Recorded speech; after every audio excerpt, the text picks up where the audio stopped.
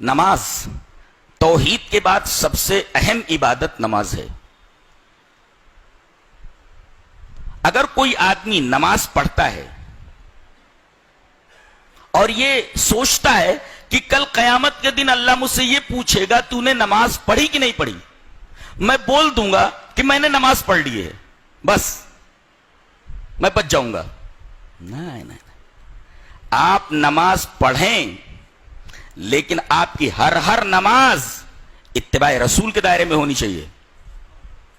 اگر اتباع رسول کے دائرے میں نہیں تو نماز معتبر نہیں ہے. آپ نماز پڑھتے رہیے. دلیل یہ حدیث پاک. وعن ابی ہریرہ رضی اللہ تعالی عنہ عن النبی صلی اللہ علیہ وسلم قال ان الرجل لیصلی 60 سنة وما تقبل له صلاة لعلہ یتم الرکوع ولا یتم السجود ویتم السجود ولا یتم الرکوع. رواہ المنذری فی الترغیب والترہیب فی کتاب الصلاۃ. حضرت امام منذری رحمہ اللہ اپنی حدیث کی کتاب ترغیب اور ترہیب کے اندر کتاب الصلاۃ یعنی صلاۃ کے چیپٹر میں اس حدیث کو لائے ہیں. راوی حضرت ابو ہریرہ ہیں. میں نے پوری حدیث بیان کر دی ہے. حضرت ابو ہریرہ فرماتے ہیں کہ نبی اکرم صلی اللہ علیہ وسلم نے ارشاد فرمایا کہ ایک آدمی اللہ کے حضور پہنچتا ہے, اللہ اسے پوچھتا ہے, حالانکہ اسے معلوم ہے نماز پڑھی, پڑھی. کتنے سال پڑھی؟ کہا کہ اے اللہ کے رسول 60 سال تک میں نے نماز پڑھی. 60 سنتن 60 سال نماز پڑھی. کتنے سال پڑھی؟ 60 سال. اللہ کو معلوم ہے, پوچھ رہا بندے سے, پڑھی.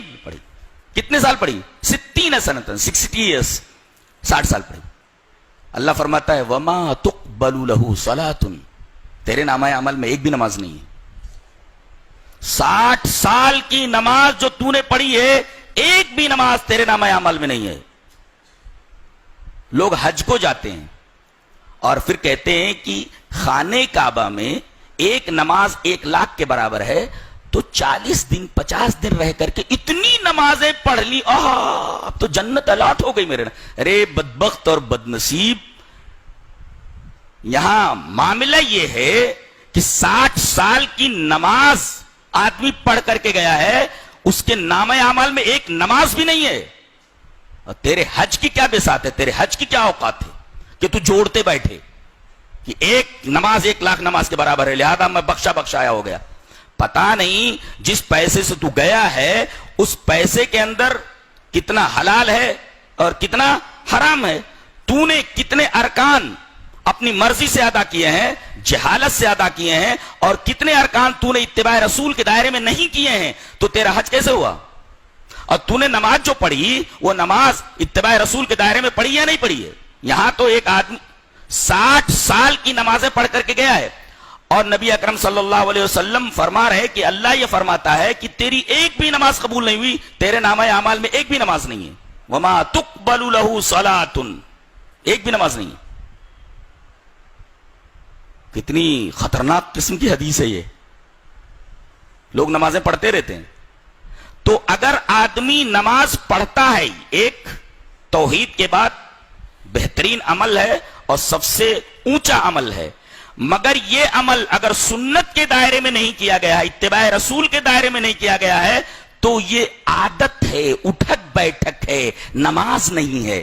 اس لیے کہ جو چیز اتباع رسول, جو عمل اتباع رسول کے دائرے میں نہ کیا گیا ہو وہ عادت بن جاتا ہے, عبادت نہیں بنتا. دیکھو 60 سال کی نماز لے کر کے گیا, نامہ عمل میں ایک بھی نماز نہیں ہے. اللہ, یہ حدیث ہمیں ہلا دینے کے لیے کافی ہے. نماز کیسی پڑھنا بتایا گیا. حدیث اس طرح. وعن ابی قلابۃ حدثنا ابو سلیمان مالک بن الحویرث قال قال لنا رسول اللہ صلی اللہ علیہ وسلم صلوا كما رأيتموني اصلي فاذا حضرت الصلاة فليؤذن لكم احدكم وليؤمكم اکبركم. رواہ البیہقی فی السنن الکبری فی کتاب الصلاۃ. حضرت امام بیہقی رحمہ اللہ اس حدیث کو ایسے ہی سنن کبری بیہقی کے اندر لائے. راوی حضرت مالک بن حویرث, وہ فرماتے ہیں کہ نبی اکرم صلی اللہ علیہ وسلم نے ہم تمام صحابہ کرام سے یہ کہا کہ تم لوگ نماز اس طرح پڑھو جس طرح تم مجھے نماز پڑھتے ہوئے دیکھتے ہو.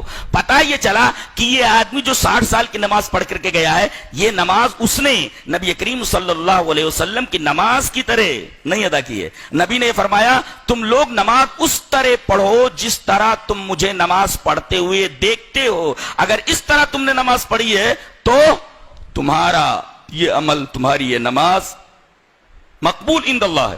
اور اگر تم نے اپنے طریقے پر، یہ حنفی نماز ہے، یہ مالکی نماز ہے، یہ شافعی نماز ہے، یہ فلاں شخصیت کے طریقے پر پڑھی ہوئی نماز ہے، کسی بھی طریقے سے نماز پڑھ کر کے گیا آدمی کوئی بھی نماز معتبر نہیں ہے، الا یہ کہ اس نے نماز جناب محمد رسول اللہ صلی اللہ علیہ وسلم کے طریقے پر پڑھی ہو، جس کا نام اتباع رسول ہے.